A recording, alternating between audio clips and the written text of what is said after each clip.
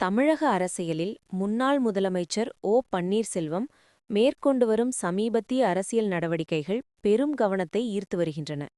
குறிப்பாக அவர் சமீபத்தில் சென்னையில் அமைச்சர் கே சேகர்பாபுவை நேரில் சந்தித்து நடத்திய பேச்சுவார்த்தை அரசியல் வட்டாரங்களில் பரபரப்பை ஏற்படுத்தியுள்ளது. இந்த சந்திப்பின் பின்னணியில் ஓ பன்னீர்செல்வம் திமுக தலைமையிலான கூட்டணியில் இணைவார் என்ற கருத்து அரசியல் விமர்சகர்கள் மற்றும் கட்சி நிர்வாகிகள் மத்தியில் பரவலாக பேசப்பட்டு வருகிறது. அதே நேரத்தில் அம்மா மக்கள் முன்னேற்றக் கழகத்தின் பொதுச் செயலாளர் டிடிவி தினகரன் வரவிருக்கும் சட்டமன்ற தேர்தலில் திமுகவை தோற்கடிக்க தேசிய ஜனநாயக கூட்டணியில் இணைவதற்கு ஓ பன்னீர்செல்வத்துக்கு அழைப்பு விடுத்துள்ளதாக தகவல்கள் வெளியாகியுள்ளன. இதனால் ஓ பன்னீர்செல்வம் எந்த கூட்டணியை தேர்வு செய்வார் என்ற கேள்வி அரசியல் வட்டாரங்களில் முக்கிய விவாதமாக மாறியுள்ளது. இதற்கிடையே அதிமுகவில் ஏற்பட்ட உட்கட்சி பூசல் இன்னும் முழுமையாக முடிவுக்கு வராத நிலையில் உள்ளது.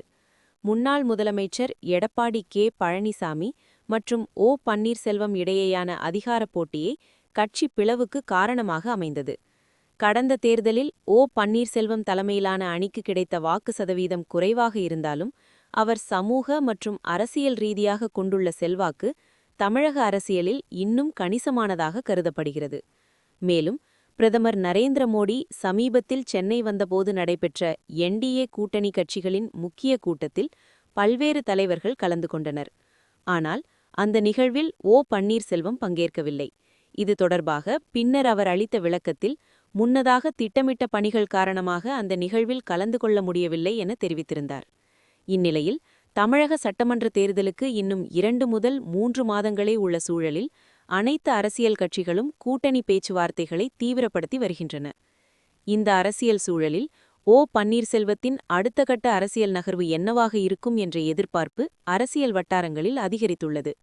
இதன் தொடர்ச்சியாக ஓ பன்னீர்செல்வம் இன்று தேனி மாவட்டம் பெரியகுளம் தென்கரையில் உள்ள அவரது இல்லத்திலிருந்து போடி நோக்கி புறப்பட்டுச் சென்றார். அப்போது வரவிருக்கும் சட்டமன்ற தேர்தலை முன்னிட்டு கூட்டணி தொடர்பாக முடிவெடுக்கப்பட்டதா என செய்தியாளர்கள் கேள்வி எழுப்பினர். அதற்கு பதிலளித்து பேசிய அவர், கூட்டணி குறித்து நாளை கட்சியின் நிர்வாகிகளுடன் ஆலோசனை நடத்தப்படும். அந்த ஆலோசனைக்குப் பிறகு இறுதி முடிவை அறிவிப்பேன் என்று கூறிவிட்டு அங்கிருந்து புறப்பட்டுச் சென்றார்.